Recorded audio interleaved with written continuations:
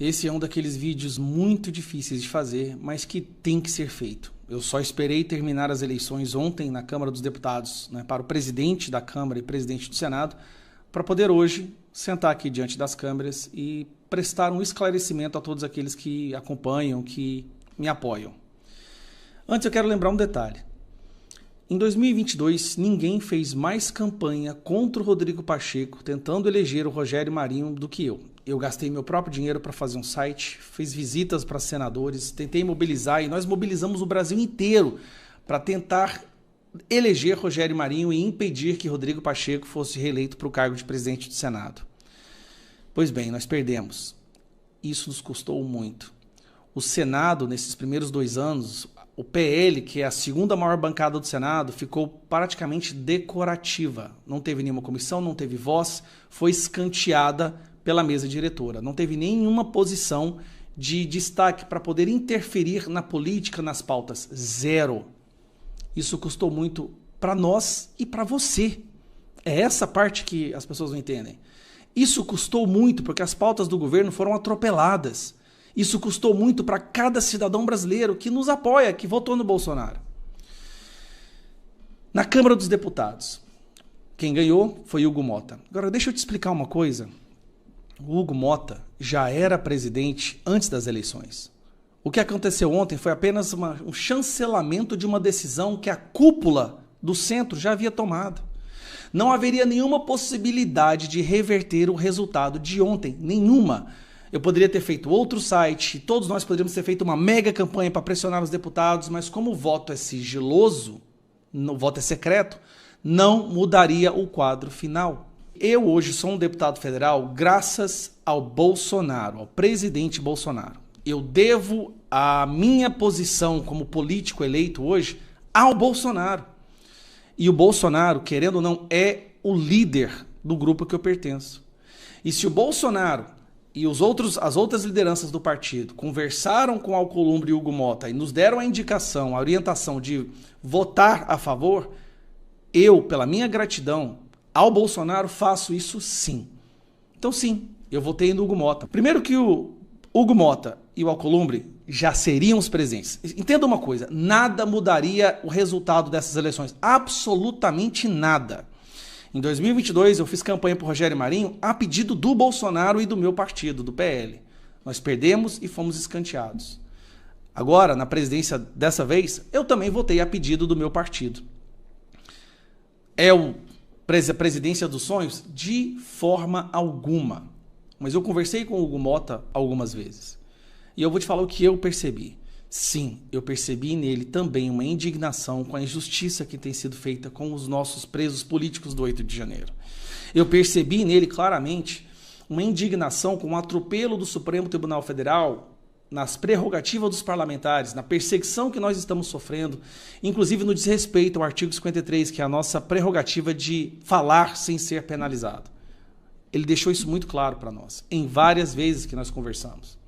Assim como Lira também tinha essa indignação. Mas até eles têm um limite do que eles podem fazer contra essa ditadura do judiciário. Bom, dito isso, eu vou entrar numa outra parte agora. Nós estamos em um momento onde o Centrão está abandonando o barco do PT. Esse, para mim, foi o fator determinante de votar da forma que eu votei.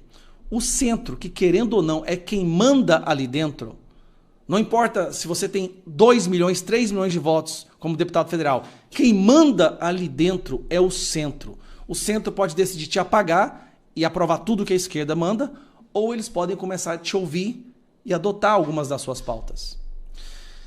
O centro está abandonando o PT. Eles estão percebendo que esse governo está em ruínas. Eles estão pulando do barco do PT. O que a gente deve fazer agora, então? Antagonizar o centro ou usar o centro para que as nossas pautas sejam aprovadas? Não serão todas, não seja ingênuo, eu não sou ingênuo, mas que algumas sejam aquelas de maior importância. As eleições estão chegando. O centro sabe que, aprovando pautas da direita, terão mais possibilidade de vitória, porque a maioria da população é de direita, esse governo está se desgastando, eles vão se afastar desse governo. Os senadores e os deputados entendem que agora aprovar pautas da esquerda vai prejudicá-los nas eleições, e eles estão vendo a população fazendo um clamor pelo Bolsonaro. E o acordo, entre o acordo, o que me foi falado é que é retornar Bolsonaro a ser elegível novamente. E o Bolsonaro ficando elegível, os prisioneiros de 8 de janeiro serão livres, imediatamente como Donald Trump fez. Então, vou passar para vocês alguma coisa. Olha como é que está o governo agora. Isolado, Lula prioriza união com congressistas de sua base. De 513 deputados e 81 senadores, só 104 apareceram na reunião dele. Lula está perdendo o Congresso. E vai perder mais ainda, sabe por quê? Sobem de 49 para 61 os eleitores que vêm a alta dos preços. Isso aqui, meu amigo, é o que mais faz um presidente perder apoio. De todos os fatores, esse é o que mais faz um presidente perder apoio. 45 dizem que corrupção no Brasil aumentou sob Lula, a percepção da corrupção. E 84 acham que os preços vão subir mais ou ficar iguais no mercado. O Lula perdeu credibilidade. O Lula está derretendo.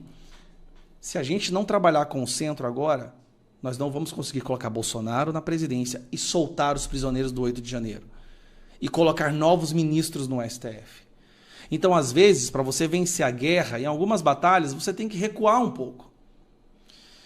Agora vamos lá. Eu quero falar sobre os presidentes. Olha o centro pulando fora. Presidente dos republicanos quer direita unida contra Lula. E saiba como ficou a mesa diretora da Câmara. Antes disso, vou apresentar isso aqui, ó.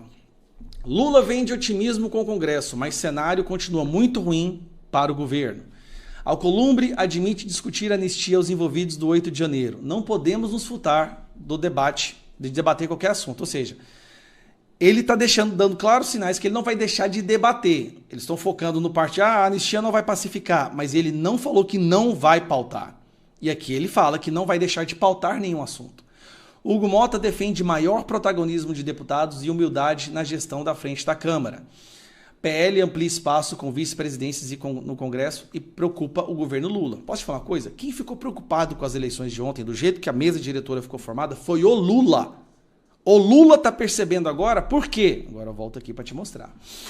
Na mesa diretora passada, o presidente era o Arthur Lira, e o primeiro vice, que é o segundo cargo mais importante, que também tem a prerrogativa de pautar quando o presidente não está, era o Marcos Pereira, que a gente sabe que não é um inimigo do PT, não tem intenção de guerrear contra o Lula. Tem ministério no governo do Lula.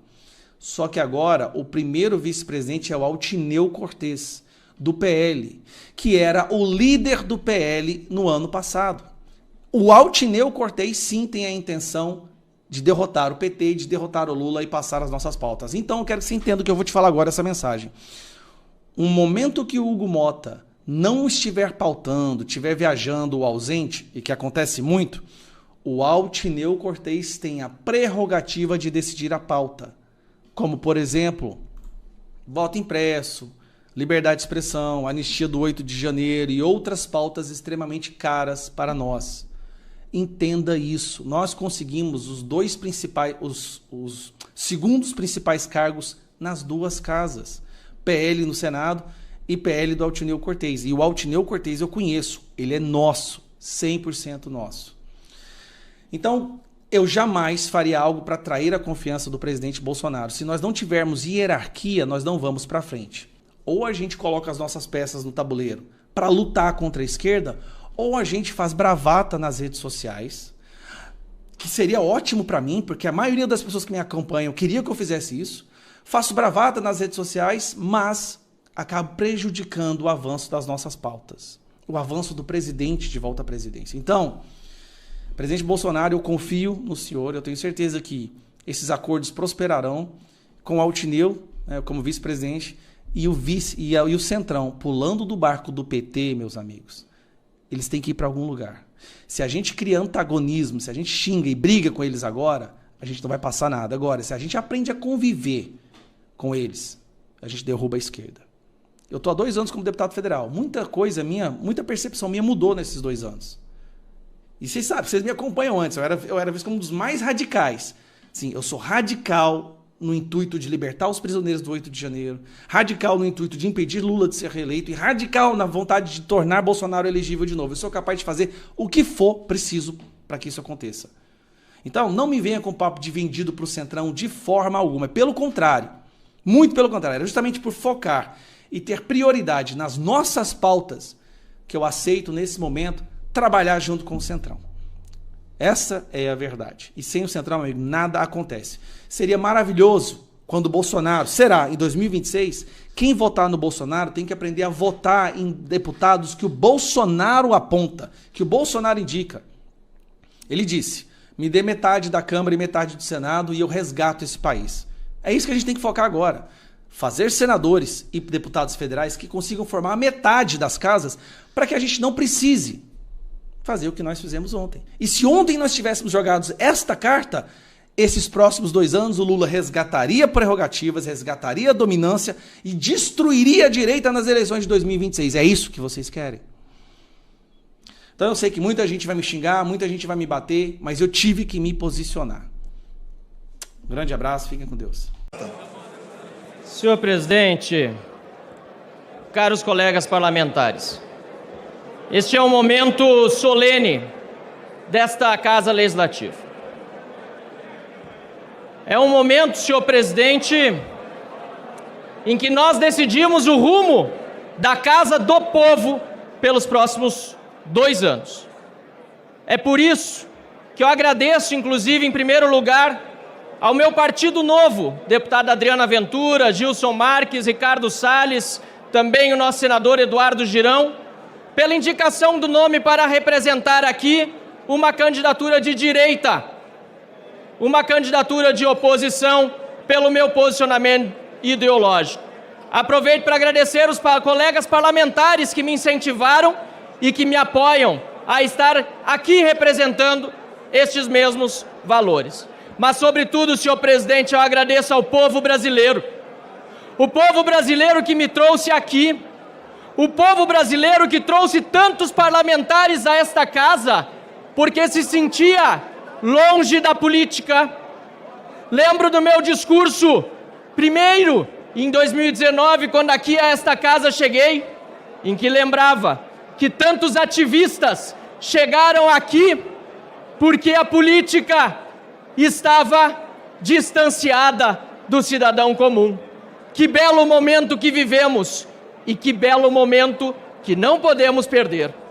Por isso, agradecendo ao povo brasileiro, senhor presidente, quero aqui dizer que a primeira pauta que um presidente de Câmara dos Deputados precisa defender, em virtude justamente do posicionamento de dezenas de parlamentares que já assinaram requerimentos desta ordem, é o impeachment de Luiz Inácio Lula da Silva. Senhor presidente, somos agora uma candidatura, pois coletiva, que é com apoio de tantos parlamentares, que diz a que veio. E aproveitando, pois, o sorteio, que não é sorteio, mas é, sem dúvida nenhuma, a vontade de Deus, que me permitiu fazer o discurso, primeiro, faço aqui aos demais candidatos a provocação, em particular ao deputado Hugo Motta, que tem, sim, o meu respeito e com quem conversamos, inclusive, antes de lançar esta candidatura. Nada pessoal contra ele temos, mas, sim, em relação aos seus posicionamentos, ou até mesmo, dizendo melhor, a falta deles. Há 5 temas sobre os quais eu dei entrevista a semana toda, mas os jornalistas que me entrevistaram não encontraram Hugo Motta para dar quaisquer palavras a respeito de seus compromissos aqui, se vier a ser eleito presidente da Câmara dos Deputados.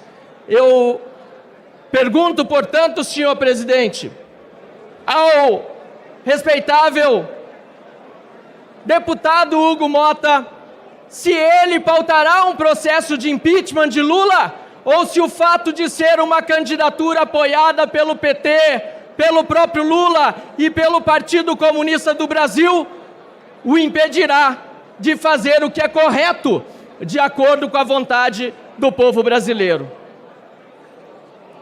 Pergunto, senhor presidente, também, e espero a resposta na manifestação do deputado que tem apoio de Lula, do PT e do governo, se ele se comprometerá com a redução de impostos no Brasil.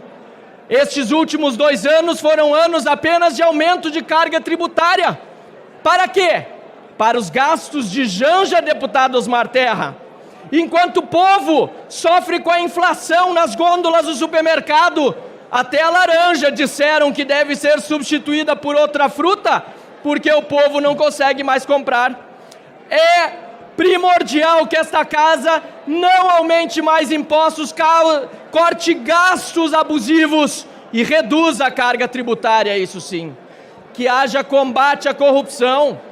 Chega de vivermos um momento em que quem é corrupto é até mesmo promovido, mas quem denuncia a corrupção, quem denuncia a coisa errada, é até mesmo perseguido, investigado, e no meu caso e de colegas parlamentares aqui presentes, indiciados pela Polícia Federal do Lula, com apoio do STF, que é seu sócio nesse consórcio malévolo.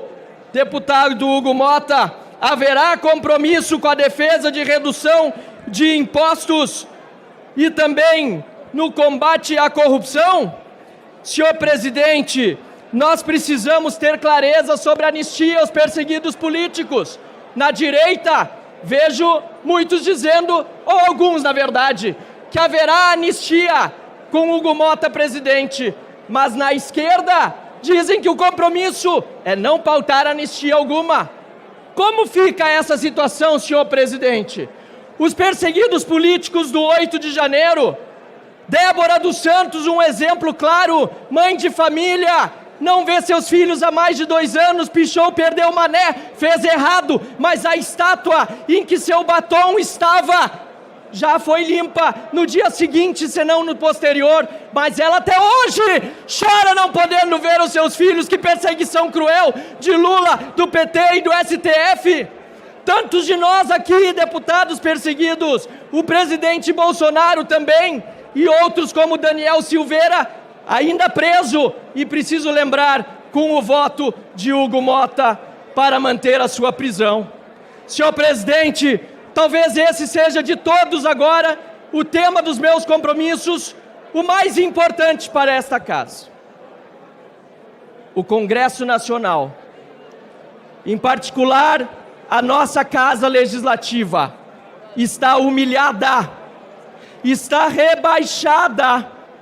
Nós somos 513 deputados federais eleitos por mais de 200 milhões de brasileiros. Mas o nosso voto conjunto, seja a favor ou contra, quando aprova um projeto de lei aqui nesta Câmara, vale menos do que uma decisão monocrática de um ministro do Supremo Tribunal Federal. Onde vamos parar, senhor presidente, quando o Supremo Tribunal Federal tem lá dentro um dos seus ministros que é líder do governo Lula? Tudo que é pauta, que é de interesse do governo, deputado Cajado, cai no mesmo ministro. Esse sorteio, deputado Marco Feliciano, esse sorteio é muito cheio de sorte para alguns. Eu, por isso, senhor presidente, quero aqui lembrar que tivemos deputados cassados e esta Câmara, lamentavelmente, não se pronunciou como deveria. Começo com o deputado Deltan Dallagnol, passo pelo deputado Maurício Marcon, lembro da deputada Carla Zambelli, e nesta semana, aliás, foi ela a vítima de uma cassação injusta, deputado Mendonça Filho, pelo TRE de São Paulo, por suposta disseminação de fake news ou de abuso de poder político, porque ela é influente nas redes. É por isso que querem censura. É por isso que, será, Hugo Motta votou a favor da urgência do PL da censura? Deputado Hugo Motta, Vossa Excelência tem compromisso com o governo Lula e do PT que o apoia em pautar o PL da censura? Nós temos deputados aqui perseguidos como Nicolas, que chamou Lula do que é ladrão. Lula é ladrão, e ele disse isso lá na ONU, representando a Câmara, e está sofrendo processo, como estão também Gustavo Gayer, Carlos Jordi, General Girão, André Fernandes, Ottoni de Paula, Eduardo Bolsonaro, Cabo Gilberto, Bia Kicis, Júnior Amaral, Felipe Barros, Luiz Felipe, Gilvana Federal, Sóstenes Cavalcante, Carol de Tone, e eu certamente esqueci alguém, porque são muitos. O que esta casa fará, senhor presidente? Eu, como presidente, sem dúvida nenhuma, terei compromisso inadiável com estas pautas que apontei há pouco. E para encerrar, senhor presidente, eu quero lembrar aqui uma frase bíblica que me traz até emoção, deputado Alceu Moreira, meu conterrâneo gaúcho. Um versículo de um livro que meu querido avô, o livro de Gálatas, meu querido avô saudoso desde 2015, quando nos deixou, sobre este livro de Gálatas, meu avô Paulo Frederico Flores escreveu o seu comentário. E não nos cansemos de fazer o bem, Gálatas 6:9. Repito, e não nos cansemos de fazer o bem, pois no tempo próprio colheremos, se não desistirmos. Muito obrigado, senhor presidente, e conto com o voto de todos os parlamentares que querem uma Câmara verdadeiramente independente, altiva, que seja aquilo que o povo brasileiro deseja. Muito obrigado, senhor presidente. Com a palavra, deputado pastor Henrique Vieira, candidato a presidente pelo PSOL.